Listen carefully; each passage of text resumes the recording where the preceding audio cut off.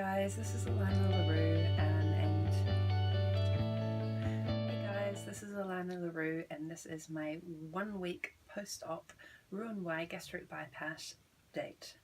I'm going to start with my stats, and if I keep looking over here it's because I've got my notes. And heads up, this update is probably going to be a bit longer than usual, although they aren't usually that short. So I am 33, I am 175 centimetres or 5'9" tall. I started this journey at the start of the year of a high weight of 132 kilos, which is 291 pounds or 20 stone 10 pounds. Prior to starting the pre-op diet, I lost a very small amount, like 0.7 of a kilo or 1.5 pounds. Not much, so I don't think going forward I'm going to count that. I'm just going to say start of the year high weight. My surgery weight was 125.5 kilos, which was 276.7 pounds or 19 stone 10 and a half. And that was a pre-op loss of 6.5 kilos or 14.3 pounds or just over a stone. That was the day of surgery, which was 1 week ago on May the 3rd, and today I weighed in at 121.4 kilos or 267.6 pounds or 19 stone 1.5 pounds. That made a weekly loss of 4.1 kilos or 9.16, oh sorry, no. That made a weekly loss of 4.1 kilos or 9 pounds, which I'm totally stoked about, which means a total loss since my high weight of 10.6 kilos, 23.4 pounds or 1 stone 9 pounds-ish, which is huge for me. It's 10.6 kilos. I mean, it doesn't feel like a lot in the grand scheme of things, but you know, I'm thinking back to probably like 10 years ago or 12 years ago when I was on Weight Watchers and I lost 10 kilos and how hard fought it was back then, and this has just gone really smoothly. Interestingly, my weight today drops my BMI to 39.6, which is below 40, which is actually takes me from class 3 obese to class 2. And ironically, 1 week after surgery, I would no longer qualify for surgery. Because I don't have any other comorbidities, the criteria for surgery was a BMI of 40, and I'm now ever so slightly below that, which is kind of weird, but good. So I'm going to sort of talk a little bit today about the surgery process, what that experience was like, because I've never been in hospital before for any reason. I was even born at home, happy parents. So it was all very new to me, and so I'll sort of talk through that, and then give you a bit of an update of where I'm at now and what's coming up. So surgery was a gastric bypass, RNY operation, done laparoscopically. It was done at Clementine Churchill Hospital in Harrow, here in London in the UK.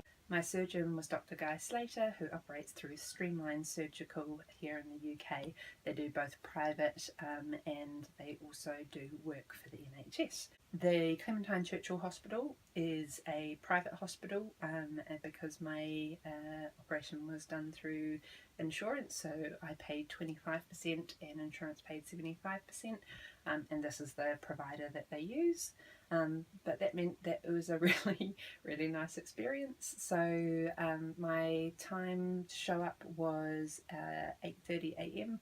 Didn't sleep much the night before. I think I clocked about 3 hours according to my Fitbit.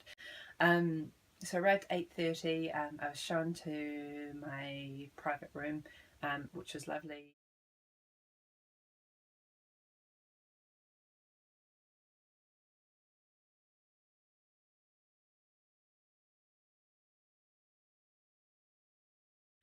So it was all really nice. My mum came up with me, but then she had to drop back down to London because she had an appointment at Moorfields Eye Hospital down here. So she came in, we got taken up to the room. The nurse came in, started to get me prepped, and at that point I said, Mum, just head off. That was fine, and it was almost a little bit easier without her there, because I could just focus on me and getting prepped, and not on her worrying or what everyone else was thinking. The surgeon came in and I signed the official consent to surgery form. I met with the anaesthetist who just talked through what they were going to do, and then the physio came in to teach me how I was to roll out of bed when I got out of surgery, and some of the exercises that I could do. The nurses, there was one from Clementine Churchill itself, and then there was Anne-Marie, who works with Streamline Surgical.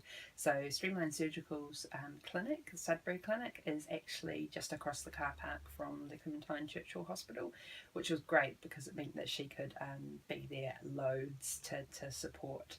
They gave me some medications, I can't remember, it was a couple of pills beforehand, and then they gave me a shot of blood thinner, I think. I had to get changed into the surgical gown, and I was allowed to leave my underwear on as long as it was plain cotton, which was great. I had to put on these really tight stockings to help prevent blood clots, which were really uncomfortable, but we did all of that. That wasn't a problem. The hardest thing during that pre-op process was actually they needed a urine sample to do a pregnancy test, and of course I had been nil by mouth since the night before, so I was just like, I just looked at them and just said, I don't know if this is actually going to happen. But luckily did manage to squeeze it out. Sorry, there's going to be a lot of pee and pooping talk in this. I apologise in advance if you're squeamish. But that was all good. So then about 10 o'clock, I think, we went down to the operating room. Anne-Marie took me down. We walked through to one of the sort of smaller preparation rooms, I guess they are, and got up on the bed. They attached the sort of monitors and bits and pieces, and then they inserted the anaesthetist and the anaesthetist assistant. They inserted the first sort of IV into this hand, and then they gave me some anti-anxiety stuff through that, and then that was it. I mean, the next thing they gave me just knocked me up, and that was the last thing I remembered. They put in a bigger IV once I was under, which was great because nobody wants to actually feel that. Next thing I remember, I was waking up in the recovery room. I've just only got really vague recollections of that. There was definitely no nausea or pain, but I can remember there being other people around, so I knew I wasn't in my room. And I remember trying to say, yes, I'm fine, it's all good, I feel fine, but I don't know if any of those words actually came out of my mouth. And then they wheeled me up to my room about 4 o'clock, and my mum was there. She'd got back, which was lovely. She was a little bit worried because she just hadn't expected me to be away for so long in the recovery room, so she was just feeling a little bit anxious, but no, she was happy to see me. And that was all good, and I think I was pretty drugged up. I sent off a couple of texts which I read back later, just to some people that knew I was having the operation, just to say, hey, I've made it back, it's fine. I think I took a selfie of myself with like the oxygen mask on. So that was that. I mean, Mum went home just before dinner, and by dinner I mean dinner for everyone else, no dinner for me, but I was starting on water, which was easy. I know some people have to do like a barium swallow or something like that before they're allowed to drink anything, I think, or I've certainly seen some videos that said that. I didn't have to do anything like that. I could drink the water straight away. And I was very, very happy to be drinking it. I haven't had any problems getting water down so far, which is great. Still wasn't in any pain. It was just a little bit uncomfortable. The best way I can describe it is for anyone that hasn't been through it yet, was it felt like when you're on sort of day 1 or day 2 of your period and you feel super bloated and just achy and just uncomfortable and crampy and just gross. But it definitely, considering what they actually do in there, it definitely wasn't as bad as I thought it was going to be. Painkiller wise, they were giving me some liquid paracetamol, or I think it's the same stuff as Tylenol in the States, which was horrendous. I struggled so much to get that stuff down. It just tasted revolting. It felt like I was just swallowing liquid hand soap. So I really struggled with that the whole time that I was there. I didn't sleep a lot the first night. I was sort of going back and forwards, and they've got those Flowtron boots on you, which are like puffing with air sort of every 30 seconds or so, just to keep the blood flowing in your legs. So that was quite uncomfortable. They really wanted me to pee that first night, just to, I guess, to make sure the fluids were all going through fine. That was probably one of the biggest surprises, was how hard it was to pee for the first time. I thought, I just did not expect that. Like, I knew, like, I could feel like I needed to go, but I would just go to the loo and just sit there and nothing would happen. I tried running the faucet in the sink. It took a lot of effort, and of course you're sitting on like a bedpan on the loo because they want to measure your output. That was genuinely probably one of the biggest challenges. That and the kiddie paracetamol, believe it or not. But that was fun. I did manage to go in the end. I was pretty restless all night. They kept coming in to do blood pressure and readings on this and that, and once I'd peed for the first time, I was able to go again. But when I needed to get up to go to the bathroom, I had to call the nurse to get the Flowtron boots off, so it was a bit of a faff. And then about 4 a.m. I had a migraine come on, and to be honest, my pain, from my stomach area never got really above a 5. They sort of ask you to do that pain scale of 1 to 10, where is it? And mine was generally 4 or 5 on that front, but the migraine was much worse. So in the middle of the night they gave me a shot of tramadol and some anti-sickness medicine, hoping that would take care of it. And I think I got a couple of hours sleep after that, but it was still there in the morning when I got up. So they eventually called my surgeon and got me cleared to take some sumatriptan tablets, which is what I'd usually take for a migraine. It's not an NSAID, so it's fine to take after surgery, but they just weren't sure about swallowing a pill, even though it's a very, very small one. But they got cleared for that, and I took that about 11 a.m. And that was such a relief, because within 20 minutes the headache was gone, which was brilliant. In the morning, the nurses came through, and then the physio came through to get me up and walking. So she took off the Flowtron boots, and I didn't have to put them back on after that, which was a great relief, because it just meant a bit more freedom in terms of getting up, going to the loo, and walking around, which was awesome. So we did a lap of the ward that I was in. That was all fine. I was able to get changed into my own pyjamas after that as well, which was lovely. And when I did that, they changed the bedding and everything, so they were really onto it in terms of that sort of thing. The first day was mostly just drinking lots and lots of water. I haven't had a problem getting it down, which has been great. Lunch was a vegetable broth. Not that exciting.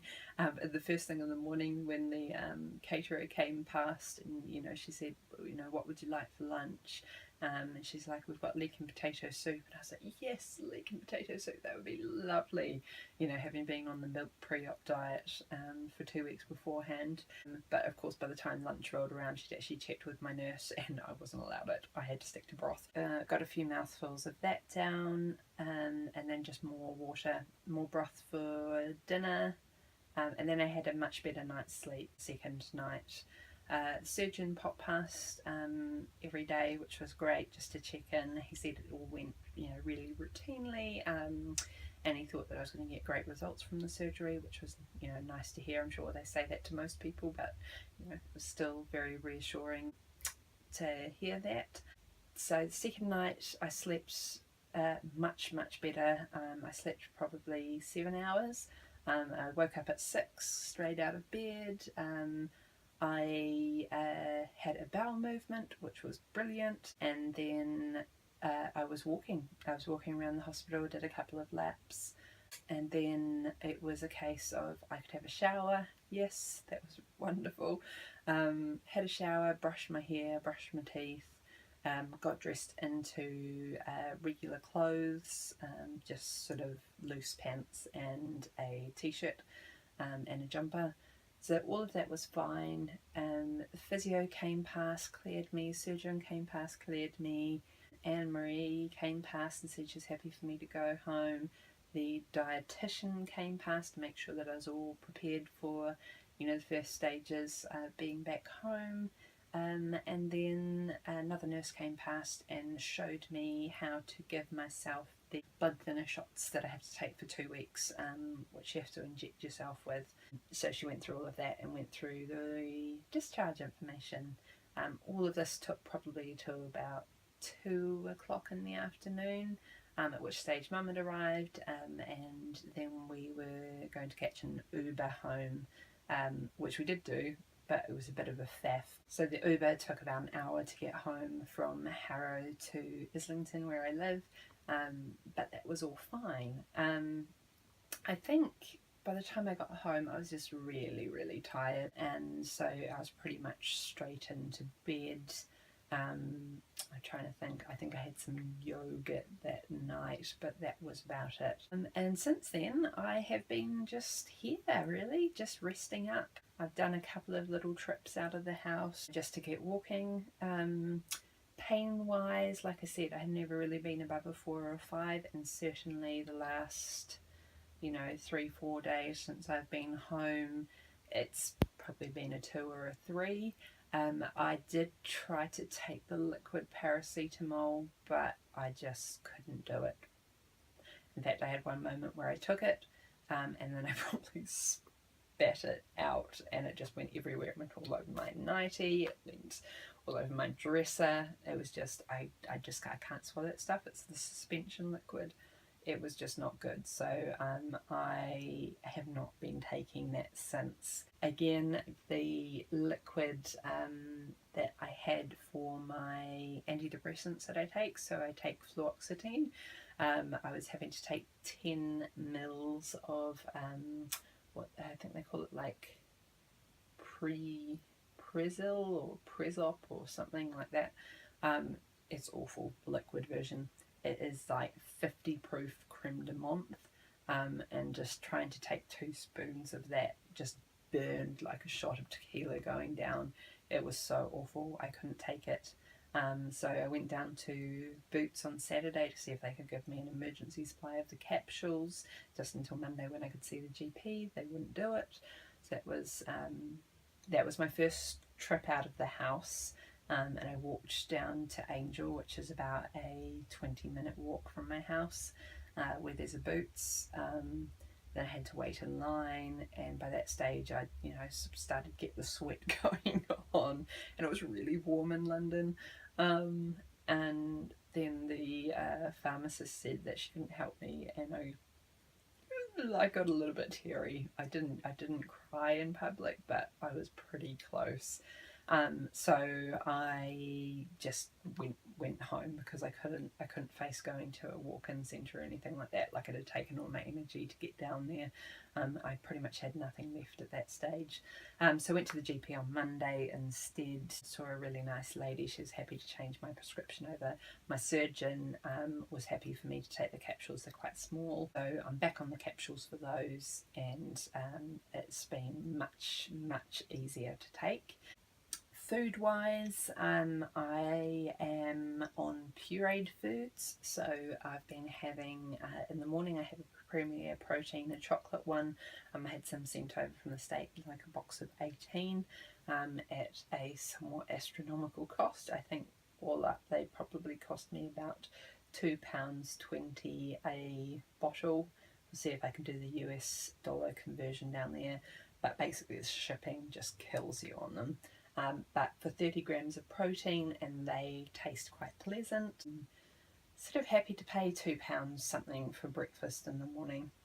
So I've been having that. I've been having a couple of meals which my mum made, and I've pureed them down. So I had a lentil soup, like a lentil and tomato soup, which she made with lots of vegetables and, you know, lots of goodness in them. So I pureed that down with some tofu in it, because you don't actually taste the tofu once it's all blitzed down, but it ups the protein a little bit. I've had, we did like steamed kale, cauliflower and broccoli, and then like a cheese sauce made from almond milk, a small spoon of rye flour to thicken it, a dash of miso and some cheese in there, and some garlic, and pretty much anything my mum thought would be good for me. She sort of threw it in the cheese sauce. Wound up so tasty. You wouldn't think to put miso in a cheese sauce, but damn, it gives it that really nice umami flavour. So I blitzed all of that together. That's been delicious.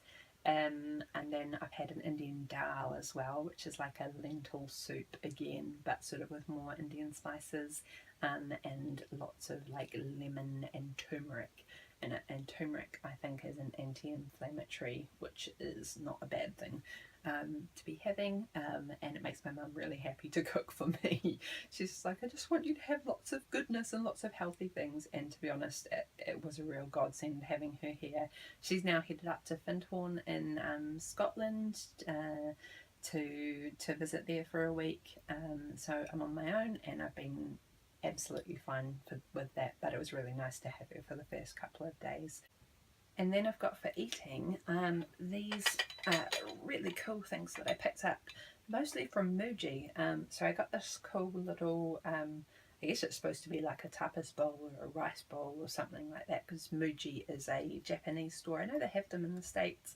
They have them over here. I'm not sure if they have them other places, but I love that shop. There's so many things to love about it. Lots of travel things, lots of little containers, lots of storage things, which is like a little haven for me. But this is just a little porcelain bowl that's probably about the size of half a ramekin.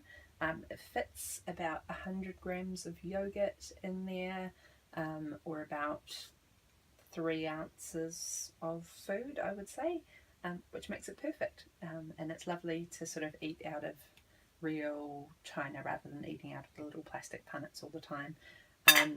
Also from Muji, they do this really teeny tiny dessert cutlery. So there's a little teaspoon, which is smaller than a regular teaspoon. There is a little 3-pronged fork. I don't know if you can sort of see how big these are, and a little dessert knife as well. But they're very small, but they've got a nice sort of heft to them, so that when you're eating, it doesn't feel like you're eating with babies' utensils. You know, you feel like you're actually having something proper because of the weight of them. But for the set of three cutlery, and the little dish, I think it was about £10. So it's not super cheap, but I thought that was a pretty good investment for things that I'll be using all the time. Those have been great. Water-wise, I've been getting in about 1.5 to 2 litres of water a day, which has been great, or 55 to 66 ounces, I think, because I try and do 6 of these bottles, which are 11 ounces or 330 mils. This has been great because I can quite easily do this within an hour. Speaking of, so this has been brilliant. So I think I've got 1.5 bottles to go for today, and then I will hit my target with that. Protein wise, I've been getting about 50 to 55 grams of protein a day, so not the 60 that I'd like to be getting, but I'm trying, and especially being vegetarian, it's a bit of a challenge trying to get that in without drinking lots of protein drinks, which I'd rather not do. That being said, my digestion has been fine. I've been going number 2 at least once a day, sometimes twice, and not too runny. Can't believe I'm saying this on video. Not too runny, not too constipated, so very, very happy with that. Not a huge amount of wind either. I had a bit of wind the first few days, and I got some Windies tablets for that, which is some simethicone, I think it is. It's the same stuff that's in the Gas-X strips that you can get in the States, but they don't do those over here. Those have been fine when I have had wind or a little bit of gas pain, so I'm not worried about that. And liquid is just going through me like no tomorrow, so I feel good that all the parts inside are connected up and working as they should be, because I was a little bit worried about that post-surgery, because you hear horror stories about people taking a week to take their first poop, so yay, poopings will go here. Things that have been helpful on the eating and drinking front is I've got a couple of apps, and I'll see if I can insert the screenshots here, maybe to the side. Let's see if that works. There is one called Bite Me, which is a bite counter and timer. So basically you set the timer for 60 seconds or whatever you want to do, or whatever's appropriate for you, and it counts down, and then it dings and starts counting it down again from a minute, and does that over and over. So you take a bite when it dings, and then it lets you wait enough time between the bites. Because my program wants me to leave 60 seconds between mouthfuls, which is longer than you think it is, as I've learned from using the app. And then it also counts the number of bites that you've taken. So I try and do, when I'm doing my little dish of food, I try and break that into 20 bites over 20 minutes, and that seems to be about right, and certainly fulfilling me up. It works well. The other app that's been great is one called Waterlogged, which is for tracking water intake, and you can set like a quick bottle size. So if you've got a standard bottle or cup that you use on a regular basis, you can quickly just add that to your water total. So I have these ones set up so I can just hit this and I'll add 11 ounces to my total, and then it syncs in with MyFitnessPal and with the Fitbit app, and I think with the health app as well. It syncs with a whole bunch of things, which is great. So both of those have been super helpful. The other thing that I've done is I've set up a separate calendar in my iPhone, which has sort of drink water now, stop drinking water, eat now, stop eating now, so that I can leave like the half an hour gap on either side, and sort of plan to get enough water in. But I've set that up so it's got little reminders that go at the time, and because my Fitbit is linked to my phone, it gives me a little buzz when that goes off. So this will come up and it'll go, 9 AM, drink your protein shake, which is great. I mean, it might seem a little bit prescriptive or Big Brother like, maybe to some people, certainly to the nurse from the program I was talking to. She thought I was getting a bit carried away, but I like the system of it, and it's certainly been helping in terms of spreading out my food and getting my water in. Hunger wise, I definitely am not hungry like I was before surgery. I don't though have, a lot of people talk about how they've just got no interest in food, or they're full after a couple of mouthfuls. Definitely haven't had that experience. I definitely still feel hunger, and I will notice if I leave it a little bit too long between mini meals, and I will feel it, and then I'll start to feel a bit faint, and I just get slightly nauseous feeling in my stomach. I just know it's time to eat. So part of having the timer set up on my phone just means that I can plan to be eating on a regular basis, and I won't get into a situation where I'm hungry and feel like I need to eat, but it hasn't been half an hour since I had my water, for example. So I feel really good about that. My incisions are teeny tiny. I just got 5 of them. I'll insert a photo of what they look like right after surgery, and I don't want to gross anyone out, but I just had I might cut this out later, let's see. I have 5 little incisions, so I have got 1, 2, 3, 4, and then 5 where the tape has actually fallen off this one. I said just to let the tape fall off, so that's what I've done. I don't know if you can see that, I doubt it'll focus, but it looks like a tiny little scratch. It's ridiculous. This is a week post-surgery. I was just amazed at how small they were, and what's great is that they're not directly under my brow line. I am in my pyjamas today, and I have been in my pyjamas most of the week, but I did throw on a sports bra for you, although I haven't been wearing one most of the week, but I didn't want to free boob it. I decided to have some sort of decorum when I was coming out on video.